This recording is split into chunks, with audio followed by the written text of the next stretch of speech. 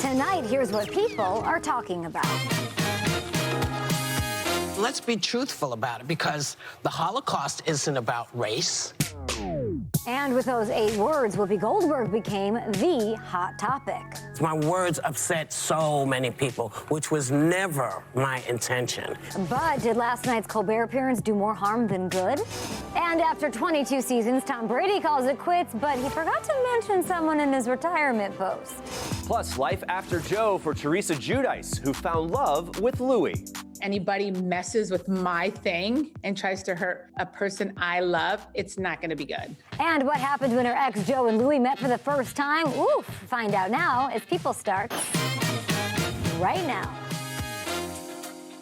Welcome to People, everyone. I'm Kay Adams, and tonight we begin with the controversial comments made by Whoopi Goldberg. Yesterday on The View, she said race had nothing to do with the Holocaust. Her words created a firestorm, and this morning, she did her best to clean them up. Yesterday on our show, I misspoke. I said something that I feel a responsibility for not leaving unexamined. Let's be truthful about it, because the Holocaust isn't about race. No, it's not about race. It is. It's, no, it's Jews about a different race. But it's not about race. My words upset so many people, which was never my intention. The uproar started during a discussion about a Tennessee school board banning Mouse, the Pulitzer Prize-winning graphic novel about the horrors of the Holocaust. It's not about race. What is it about? Because it's about man's inhumanity to man. That's what it's about. But it's about white supremacy. It's Well, about but going it's not- after it's Jews not about and race. gypsies and But these are two Romans. white groups of people. Well, that was after black They people didn't see too. them as white. And they were But after you're missing the homosexuals. point. But viewers said it was Whoopi who missed the point, calling her comments absurd, offensive, and woefully ignorant.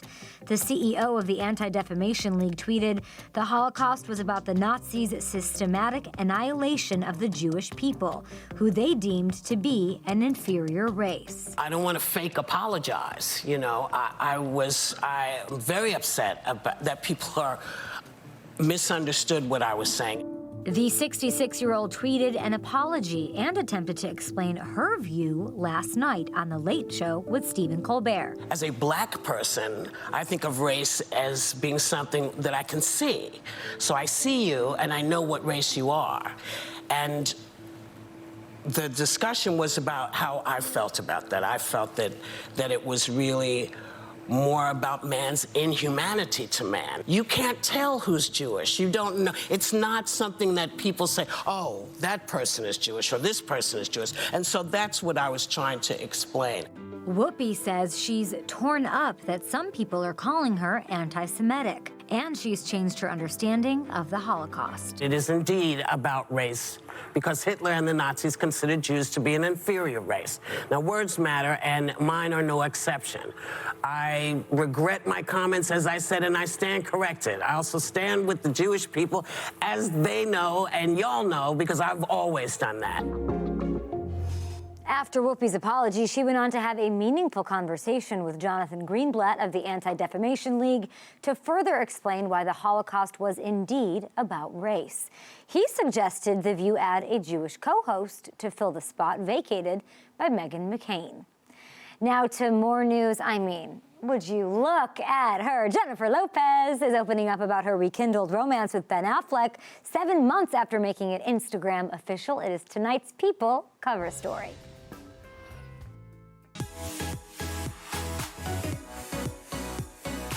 J-Lo stuns in The Love Issue, wearing 3 different outfits: a floral Monique Lillier dress, a black Marchesa dress, and a tuxedo by Ralph Lauren.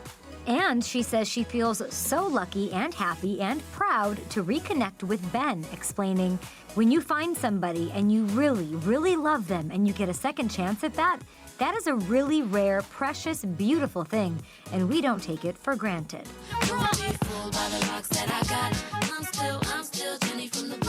Of course, Jen and Ben first started dating in 2002. That's him in her music video, Jenny from the Block. They got engaged but split in 2004. J-Lo admits that when they started to date again this spring, they had a little bit of fear because of the media circus that surrounded their romance the first time. She says, before, we kind of put our relationship out there and we were naive and it got a little trampled. She also addresses Ben's past struggles with sobriety, calling it, quote, a journey of learning yourself and figuring yourself out, getting to a place where you feel really good on your own and who you are so you can be in a happy, healthy relationship. Yes. I'll marry you. Jennifer is also co-starring with Owen Wilson in a new romantic comedy called Marry Me, and she says her life has never been better. The love issue, love this one, of People is available on Friday. She looks stunning. And to other news, Tom Brady, the greatest quarterback to ever play the game, made it official today. He is retiring from football after 22 seasons and a record 7 Super Bowl rings. In an 8-page tweet, the 44-year-old wrote, I am not going to make that competitive commitment anymore. My teammates, coaches, fellow competitors, and fans deserve 100% of me. But right now, it's best I leave the field of play to the next generation of dedicated and committed athletes. In his statement, Tom thanked his teammates, coaches, family, friends, and the Buccaneers. As for the New England Patriots, the team that drafted him and with whom he won 6 of his 7 Super Bowl titles, he left them out on his original post. New England fans were outraged. I just think it's the most bizarre thing that when you reflect on your career, you don't mention anything. You don't even say thank you to Bill Belichick. Then, at about 12:45 Eastern, he posted separately, responding to Patriots owner Robert Kraft's statement of gratitude with, thank you, Patriots and Patriot Nation. Beyond grateful and love you all. The will he or won't he about his retirement has been swirling since the weekend, with Brady not giving a straight answer until this morning. Although some expected he might announce it on Jim Gray's Let's Go podcast just last night. When the time's right, I'll be ready to make a decision one way or another. The two are tight, with Gray telling me he spent some weekends tossing around a football with the GOAT at Brady's home in Montana. It's always a thrill. It's fun. We've done it for the past number of years, 7 or 8 years, and my fingers always come back and they hurt, sometimes for months. Brady also wrote sweet words about his wife Giselle and children Jack, Benny, and Vivi, calling them his inspiration and greatest achievement. He added, I always came off the field and home to the most loving and supportive wife who has done everything for our family to allow me to focus on my career. In Tom's Facebook Watch show, Tom vs. Time, Giselle acknowledged how Tom's commitment to the game affects the family. It takes a lot of energy and a lot of intention, and he puts a lot in that, and then everything else can fall out of balance because of it. I think for 6-7 months out of the year when he's really focused, is definitely like I really take on 100%. Bridget Moynihan, Tom's ex and mother of a son, Jack, wrote on Instagram, so proud of Tom Brady, yesterday and today, and I know you will do great things tomorrow. Looking forward to the next steps. So, the big question, what's next for Tom? Will he be heavily involved in his TB12 health and wellness company? I'd put my money there. Brady clothing line? How about his NFT company? Lots to look forward to with the GOAT. And now, on to the Super Bowl halftime show, baby. It features Dr. Dre, Snoop, Kendrick Lamar, and Mary J. Blige. The NFL announced today Mickey Guyton will be singing the national anthem. The game between the Bengals and the Rams is Sunday, February 13th on NBC at LA's SoFi Stadium. And next week, we are taking this very show, on the road, KNLA.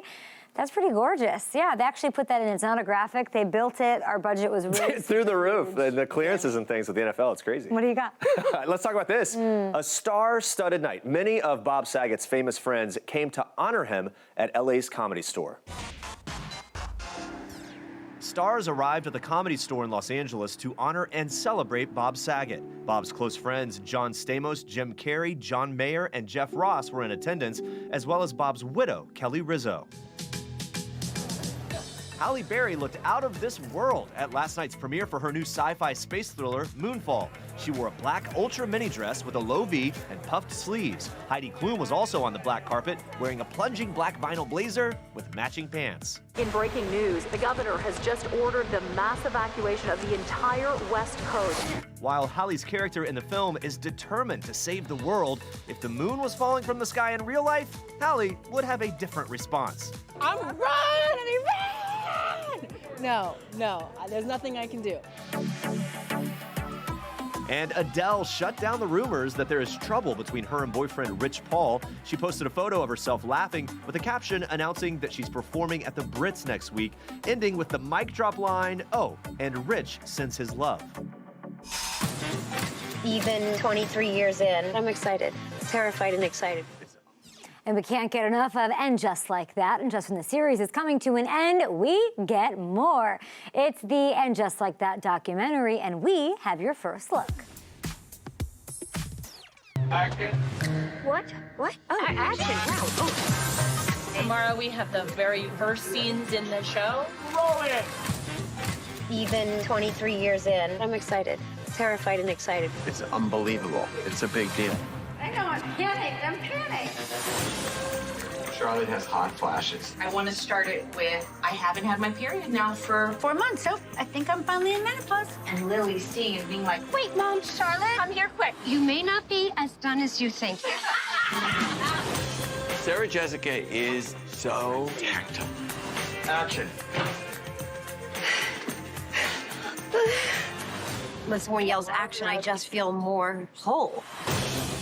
Oh my. You need to step outside your comfort zone, which is what this show is famous for. This is unbelievable.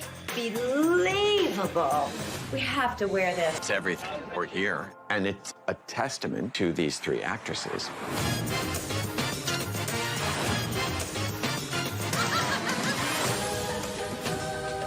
And Just Like That, the documentary and the season finale stream Thursday on HBO Max. I can't believe it's already done. Jeremy, what are you doing here? Let's do a little silhouetted star. Who let you in here? Here we go. Good one today, I think. We'll see.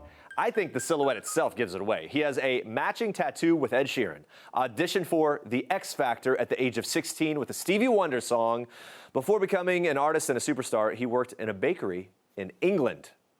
The full reveal of our masked star and his pretty identifiable silhouette, in my opinion, coming up next. Is it Harry Styles? Mull it over a bit. We'll reveal it later. But next up, Teresa Giudice. She tells us what it was like when her ex, Joe, met her fiancé, Louis. So we all had dinner.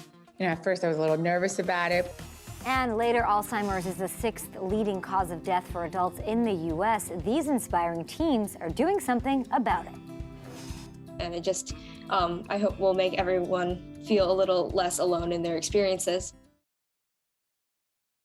I love you. This guy is charming as There's a car salesman. I don't know why she wants to hide everything. Why are we still filming? A drama, also known as season 12 of Bravo's The Real Housewives of New Jersey. It premieres tonight. We caught up with the OG Jersey housewife herself, Teresa Giudice. What did she have to say? She got engaged to boyfriend Louis in October. She's talking wedding plans. She's talking what it was like for Louis to meet her ex-husband Joe, and she addresses any doubts the other housewives may have about him. I know people are like, oh my God, he's so he's dying to be in front of the cameras. He so does not want to be in front of the cameras. It's so not his thing. Like, you can't help who you fall in love with. He could have been like, you know what, I'm not doing this. But because he loves me, he's been supportive. And that's why I'm very overprotective of him, because this is not something that he ever wanted.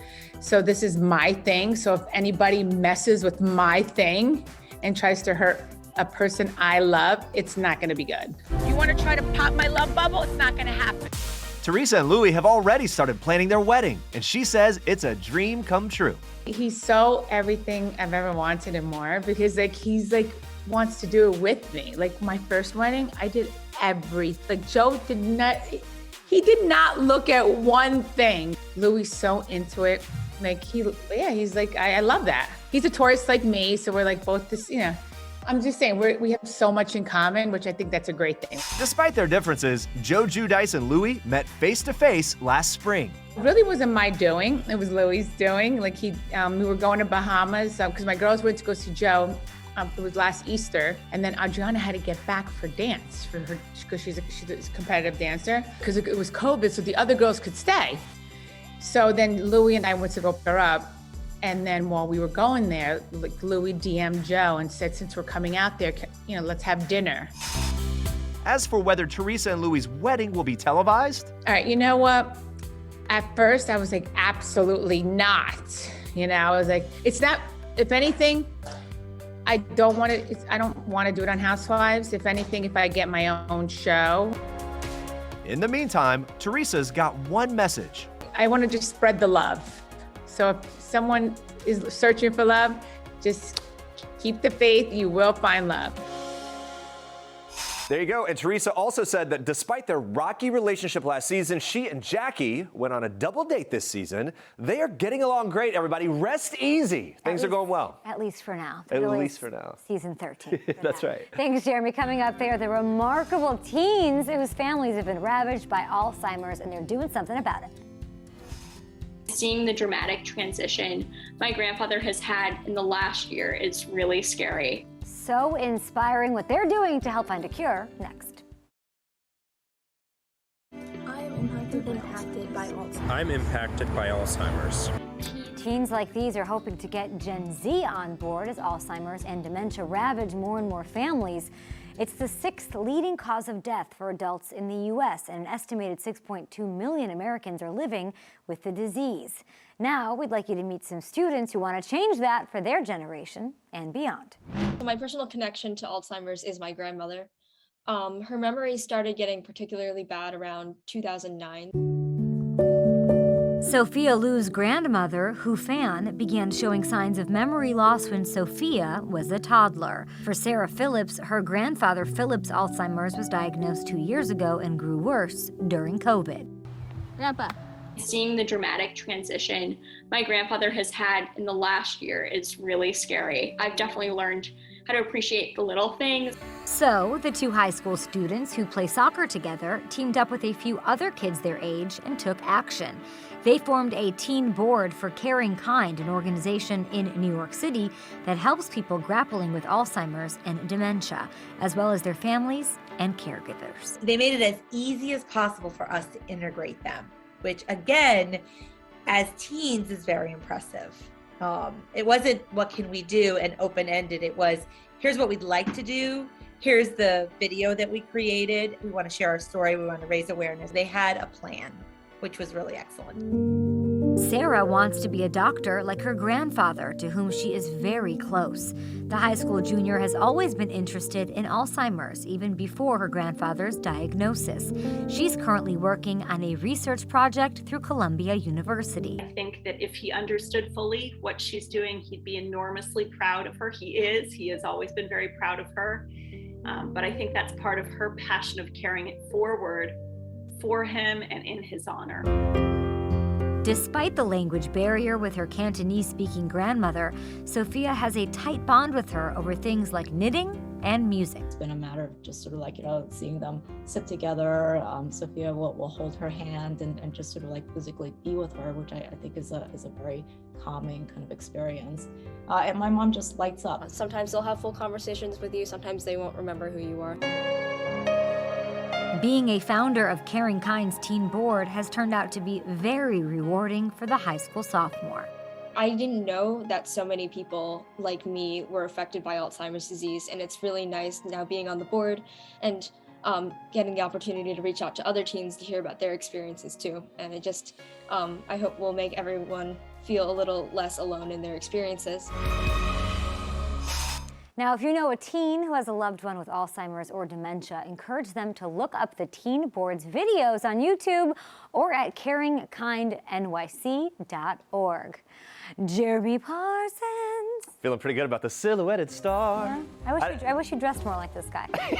Well, in this particular outfit, I'll tell you, you know who told me that they love them? Matt Damon told me earlier this year. He's a huge fan of this guy. Who is it? He has a matching tattoo with Ed Sheeran. He auditioned for the X Factor at the age of 16 with the Stevie Wonder song. Before becoming an artist, worked in a bakery in England. Bonus clue, his ex-girlfriend wrote a song about him. He dated Taylor Swift for a minute. Is that who wrote the song? It's Harry Styles? It's Harry Styles, everybody. I don't recognize him without Olivia Wilde in the background.